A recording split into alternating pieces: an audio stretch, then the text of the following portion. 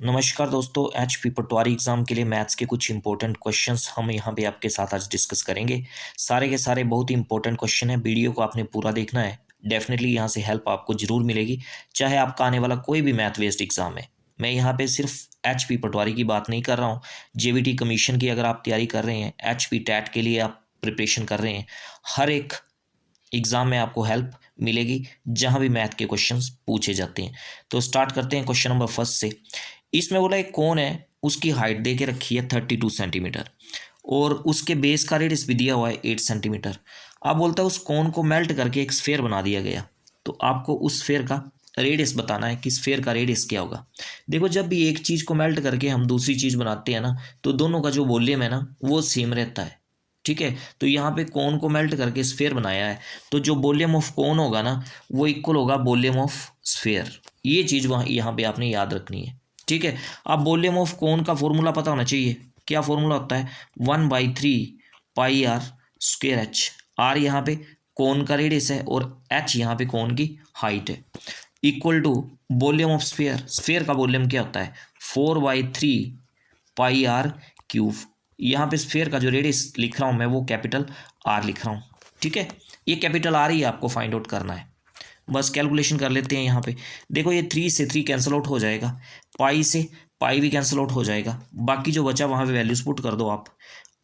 Small are जो है वो कोन का रेडियस है, 8 दिया हुआ है, आर स्क्वायर है तो 8 × 8 हो जाएगा।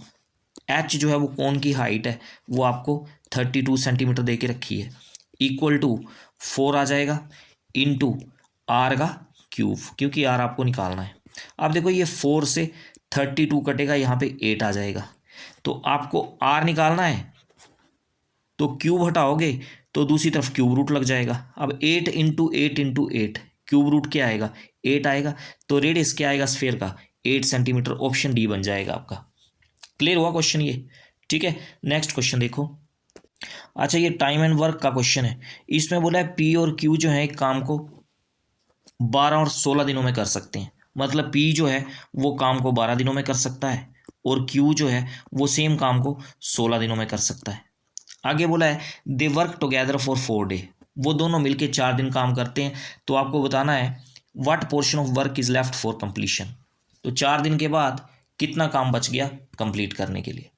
ठीक है, तो देखो फॉर्मूला यहाँ पे आपको लगाना होता है work equal to efficiency into time. ठीक है, जो कार्य होता है वो किसके इक्वल होता है? क्षमता इनटू समय। ठीक है, ये फॉर्मूला लगता है। अच्छा, सबसे पहले हमें क्या निकालना पड़ता है? Total work. टोटल वर्क को मैं TW लिख रहा हूँ। टोटल वर्क हम कैसे निकालते हैं? ये 12 और 16 का आपको एलसीएम निकालना होता है, वही टोटल वर्क होता है। तो 12 और 16 का एलसीएम निकालोगे कितना आएगा? 48। तो 48 क्या हो गया? Total work. ठीक है, आगे हमें निकालनी होती है एफिशिएंसी। एफिशिएंसी को मैं ई से डिनोट कर रहा हूँ। तो पहले हम पी की एफिशिएंसी निकालेंगे, उसके बाद क्यू की एफिशिएंसी निकालेंगे। तो इस फॉर्मूले से एफिशिएंसी का फॉर्मूला क्या बनेगा? वर्क अपॉन टाइम ही बनेगा।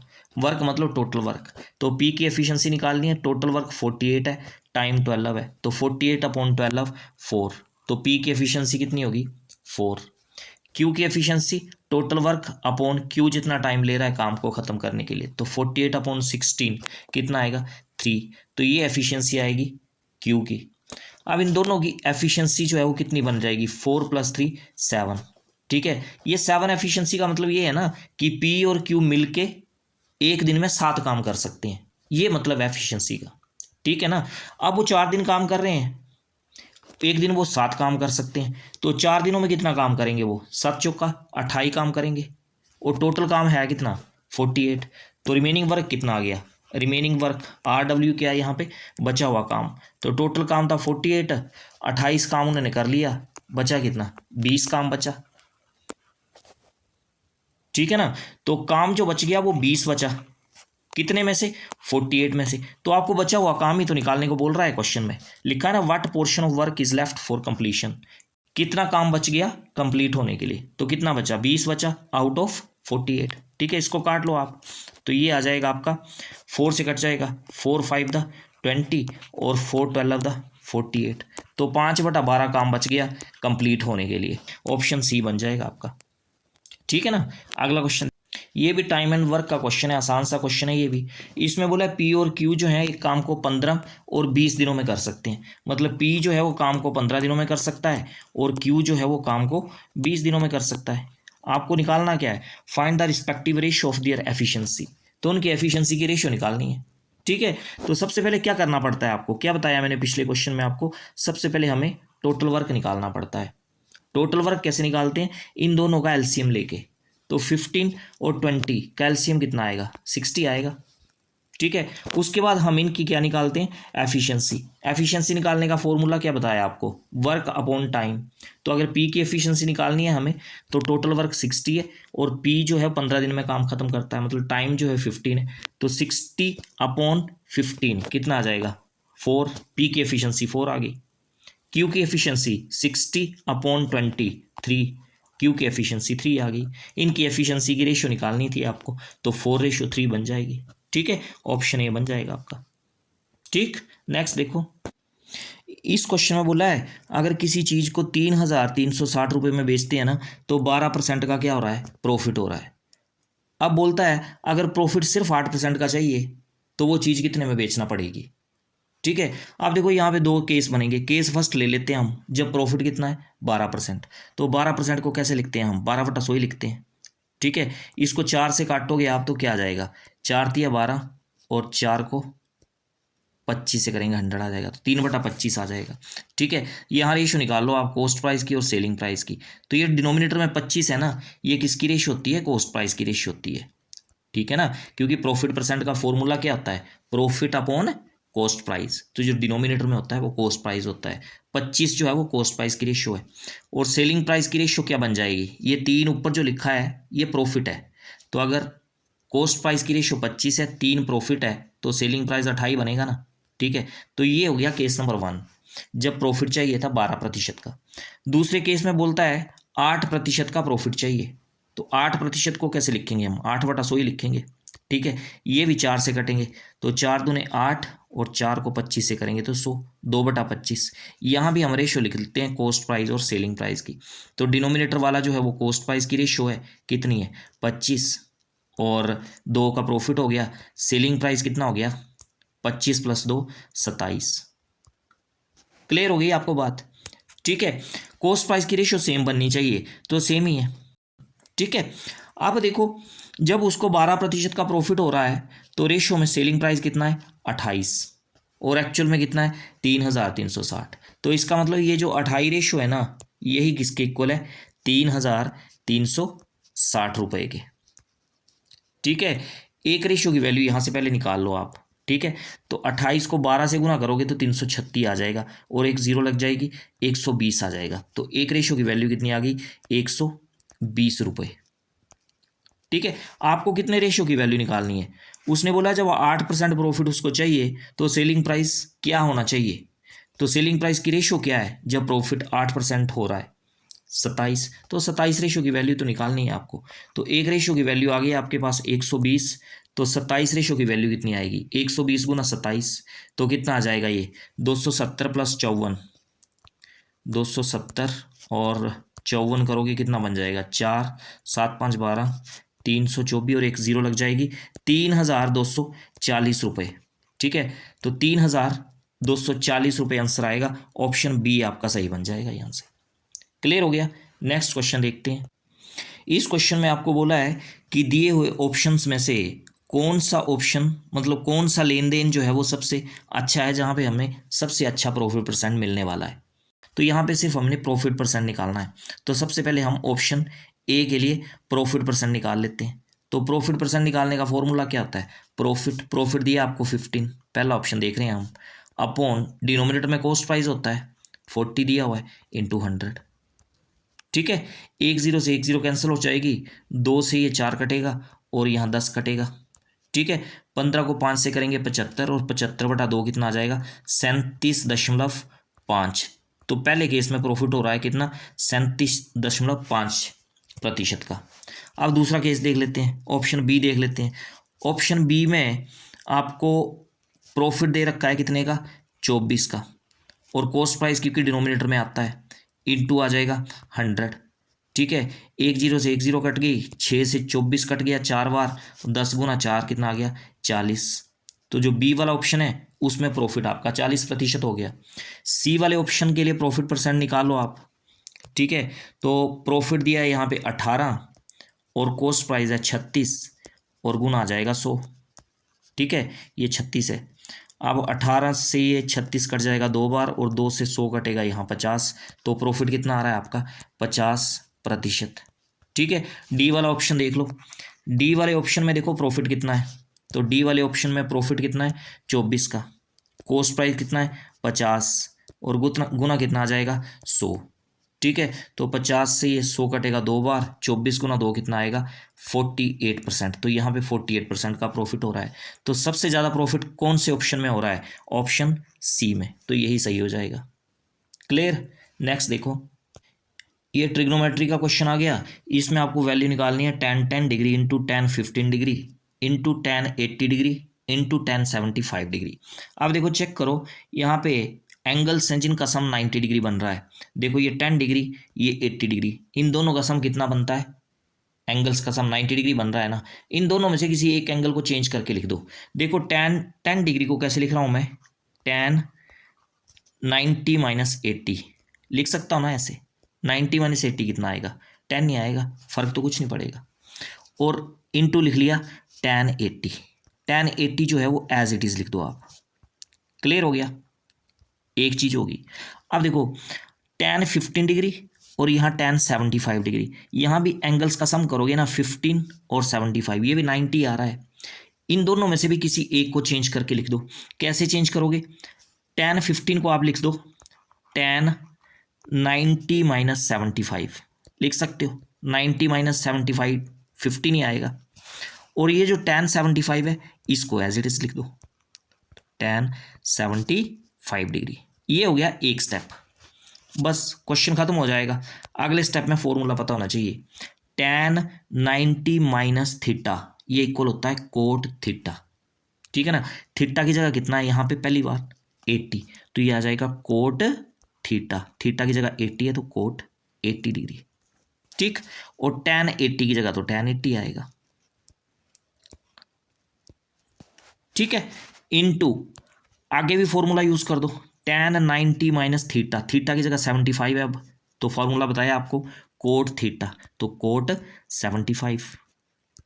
ठीक है, और ये tan 75 एज इट इज।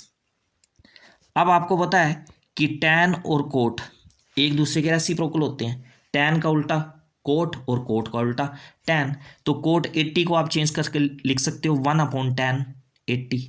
ठीक है, तो tan 80 कोट 80 ये कैंसिल आउट हो जाएंगे क्योंकि एक दूसरे के अपोजिट होते हैं ये। इसी तरह से cos 75 से tan 75 कैंसिल हो जाएगा। तो फाइनली आंसर कितना बचेगा आपका 1, ऑप्शन सी बन जाएगा। ठीक है, फॉर्मूला पता होना चाहिए था यहाँ आपको, तभी ये क्वेश्चन सोल्व हो जाना था। नेक्स्ट देखो, इस तरह का क्वेश्चन भी बड़ा इंपॉर्टेंट है। इसमें बोला है 3 साल के लिए कंपाउंड इंटरेस्ट और सिंपल इंटरेस्ट के बीच का जो डिफरेंस है वो 620 है। रेट ऑफ इंटरेस्ट जो है वो 10% है। प्रिंसिपल आपको निकालना है। ठीक है, तो 3 साल के लिए कंपाउंड इंटरेस्ट और सिंपल इंटरेस्ट के बीच में डिफरेंस को मैं डी लिख रहा हूं। तो ये फॉर्मूला किसके इक्वल होता है, पी यहाँ प्रिंसिपल है, आर स्केयर, आर यहाँ रेट ऑफ इंटरेस्ट है, इंटू 300 प्लस आर और अपॉन में आता है 100 का क्यूब, मतलब 6 जीरो लग जाएंगे एक के साथ। ठीक है, ये फॉर्मूला बनता है आपका। फॉर्मूला आपको याद रखना है, 3 साल के लिए कंपाउंड इंटरेस्ट और सिंपल इंटरेस्ट के बीच में डिफरेंस कितना दिया है 620, तो डी की जगह 620 लिख दो, इक्वल टू प्रिंसिपल आपको निकालना है, इनटू रेट ऑफ इंटरेस्ट आपको 10 दे के रखा है, आर की जगह 10 लिख लो, तो 10 इंटू 10 आ जाएगा, इनटू 300 प्लस 10 आएगा 310। ठीक है, अपॉन में आ जाएगा एक के साथ 6 जीरो लगा दो आप। ठीक है, बस इसको सोल्व कर लो, आपका आंसर बन जाएगा। देखो ये 1 2 3 जीरो और 1 2 3 जीरो यहाँ कैंसिल आउट हो जाएंगी। ठीक है, 31 से ये 62 कट जाएगा 2 बार और साथ में 1 जीरो लग जाएगी यहाँ पे, तो ये आ जाएगा आपका 20। ठीक है, ये 1000 जो है वो 20 से गुना हो जाएगा, तो प्रिंसिपल कितना बनेगा आपका 20,000 रुपये।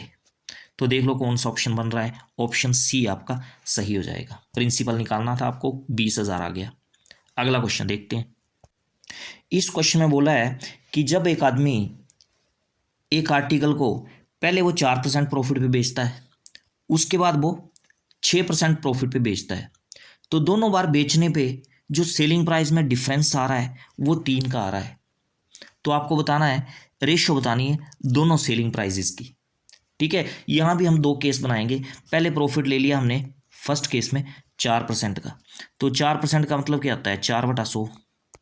ठीक है, 4/100 मतलब 1/25। ठीक, तो यहाँ कॉस्ट प्राइस की रेशियो कितनी बन जाएगी, तो डिनोमिनेटर में बताया आपको कॉस्ट प्राइस की रेशियो होती है कितनी है, 25। न्यूमिनेटर में 1 जो है ये प्रॉफिट होता है, तो सेलिंग प्राइस की रेशियो क्या बन जाएगी, 26। 25 + 1 26। अगला केस हम लेते हैं, जब प्रॉफिट परसेंट कितना है, 6%, तो 6% का मतलब 6/100। ठीक है, 2 से काटेंगे, 2 3 6 और ये 50 से कट जाएगा, तो कितना आ गया ये 3/50। ठीक है, तो कॉस्ट प्राइस की रेशियो कितनी आ गई सेकंड केस में, 50 आ गई, और सेलिंग प्राइस की रेशियो कितनी आ जाएगी, 3 का यहाँ प्रॉफिट हो रहा है रेशियो में, तो 50 + 3 कितना आ गया, 53 आ गया। अब कॉस्ट प्राइस जो है वो क्या होना चाहिए, सेम रहना चाहिए आपका, कॉस्ट प्राइस सेम होना चाहिए। ऊपर देखो कॉस्ट प्राइस की रेशियो 25 है, नीचे कितनी है, 50 है, तो ऊपर भी आपको रेशियो कॉस्ट प्राइस की 50 बनानी है। तो ऊपर वाली रेशियो उसको आप किससे मल्टीप्लाई कर लोगे, 2 से मल्टीप्लाई कर लोगे, तो 25 को भी 2 से मल्टीप्लाई करोगे 50 आ जाएगा, और 26 को भी 2 से मल्टीप्लाई करना पड़ेगा, तो ये 52 आ जाएगा। ठीक है ना, क्योंकि कॉस्ट प्राइस की रेशियो आपको क्या करनी है, सेम करनी है। अब देखो, जब वो आर्टिकल को 4% प्रॉफिट पे बेच रहा है तो सेलिंग प्राइस की रेशियो 52 है, और जब वो आर्टिकल को 6% प्रॉफिट पे बेच रहा है तो सेलिंग प्राइस की रेशियो 53 है। ठीक है, तो रेशियो तो आपको निकालनी थी सेलिंग प्राइस की, तो कितनी आ जाएगी, 52/53। ऑप्शन ए जो है वो सही बन जाएगा आपका। ठीक हो गया। यहाँ पे आपको एक्चुअल वाला सेलिंग प्राइस नहीं पूछा उसने कि एक्चुअल में सेलिंग प्राइस कितना होगा। अगर एक्चुअल में सेलिंग प्राइस पूछा होता ना उसने तो क्या करना था आपने, फिर देखो पहले सेलिंग प्राइस की रेशियो 52 है, दूसरी बार 53 है, तो दोनों सेलिंग प्राइस में कितने का डिफरेंस है, 1 का, और एक्चुअल में कितने का है, 3 का, तो आपको एक रेशियो की वैल्यू मिल जानी थी 3 रुपये। फिर आप एक्चुअल वाला सेलिंग प्राइस निकाल सकते थे कि जब 4% प्रॉफिट हो रहा है तो सेलिंग प्राइस कितना है, जब 6% प्रॉफिट हो रहा है तो सेलिंग प्राइस कितना है। ठीक है, पर यहाँ पे आपको सेलिंग प्राइस नहीं पूछा है, सेलिंग प्राइस की रेशियो पूछी है, तो वो ही आ जाएगी 52/53। ठीक है, नेक्स्ट क्वेश्चन देखो। अब देखो इस क्वेश्चन में बोला है कि 200 आदमी 8 घंटे काम करके, प्रतिदिन 8 घंटे काम करके 6 दिनों में एक नहर खोद सकते हैं। तो आपको बताना है कि 300 आदमी हर दिन 6 घंटे अगर काम करें तो नहर खोदने में कितना दिन टाइम लगेगा। ठीक है, तो यहाँ पे आपको सिंपल सा एक फॉर्मूला याद रखना है, M1 D1 H1, और ये इक्वल होगा M2 D2 H2। M यहाँ क्या है, M for man, D for days और H फॉर आवर्स है। बस ये फॉर्मूला यूज़ करो, आंसर आपका आ जाएगा। मैन फर्स्ट केस में कितने हैं, 200 हैं। डेज कितने ले रहे हैं, 6 डेज। एक दिन में कितने घंटे काम कर रहे हैं, 8 घंटे। H यहाँ आवर्स है तो 8 घंटे आ जाएगा। और सेकंड केस में आदमी कितने हैं, 300। डेज कितने ले रहे हैं वो आपको निकालने हैं, D2 आपको निकालना है, और कितने घंटे काम कर रहे हैं एक दिन में, 6 घंटे। ठीक है, बस इसको सोल्व कर लो आप। ये देखो 2 0 से 2 0 ये कैंसिल आउट हो जाएंगी, 6 से ये वाला 6 कैंसिल हो जाएगा। लेफ्ट साइड में आपके पास 8 दूने 16, और राइट साइड में आपके पास 3 × D2, तो D2 की वैल्यू कितनी आ जाएगी, 16/3। ठीक है, इसको मिक्स फ्रैक्शन में आप चेंज करोगे, कितना आ जाएगा, 5 × 3 = 15 आ जाएगा, और यहाँ 1 आएगा। 5 and 1/3 डेज, ऑप्शन ए जो है आपका सही बन जाएगा। ठीक है, तो ये थे क्वेश्चंस। आई होप सारे क्वेश्चंस आपको अच्छे से पता चल गए होंगे। तो ऐसे ही क्वेश्चंस हम आने वाले वीडियोस में भी आपके साथ डिस्कस करते रहेंगे। आपने हमारे चैनल के साथ बने रहना है। आज के लिए फिलहाल इतना ही। Thank you.